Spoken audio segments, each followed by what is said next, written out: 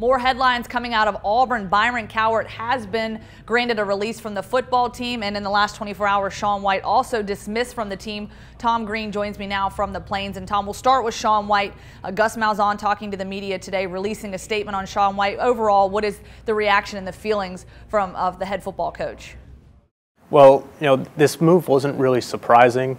We kind of sensed it was coming, just, given his 2-game suspension to start the season, then the arrest. This wasn't his first offense. But for Gus, I think this was really an emotional decision because, difficult emotionally rather, because, Sean's a guy who started 16 games for them over the last 2+ years. And, he's been lauded as a team leader for a lot of that time. Everybody in the locker room seems to really love him. So, it's probably one of the most difficult, dismissals that Gus Malzahn has had to do over his career. Yeah, and we've seen a lot of players reaching out. I've seen a lot of posts on social media, Team Sean White, everybody rallying behind him. So I know obviously difficult for Coach Malzahn as well as the players. Now, for Byron Cowart being granted a release, what were the issues behind that? What were the reasons and overall the impact? Well, for Byron, the issues were really twofold. One is that he just wasn't satisfied with his playing time, something that he's addressed with Malzahn several times over the last couple of weeks. And two, his mother is dealing with a health issue back home, so he'd like to get back closer to her. But, the thing that was weird about Byron's, release today is that, it was the first time in my 3 years covering this team that I've heard Gus Malzahn use the term quit when referring to a player or anything regarding the team.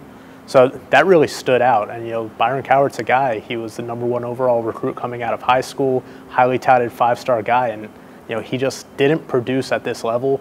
At defensive end, he struggled the first 2 years. They thought moving him inside to defensive tackle would, suit his skill set a little more.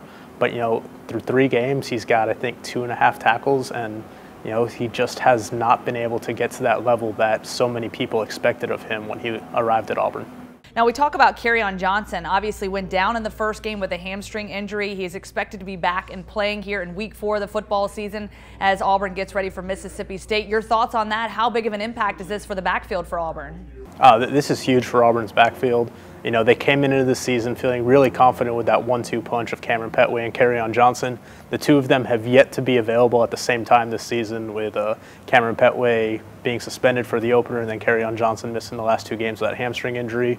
But with both of them in the mix, we should see an uptick in Auburn's production in the rushing game, which is something they really struggled with the last 2 weeks and just wasn't up to the standard that we've come to expect from Gus Malzahn's teams on the ground. The last 2 weeks we've only seen Cameron Petway get carries out of the backfield. We haven't seen any of Cam Martin or Malik Miller. So having Kerryon Johnson, a guy who's experienced, a guy they feel comfortable with in different situations, will only help boost this offense. All right, Tom, thank you so much for your insight and analysis. A lot of moving parts there at Auburn. It'll be interesting to see how things shake out. They play Missouri 6 o'clock this weekend. And for all your Auburn Tiger updates, you can visit us on AL.com.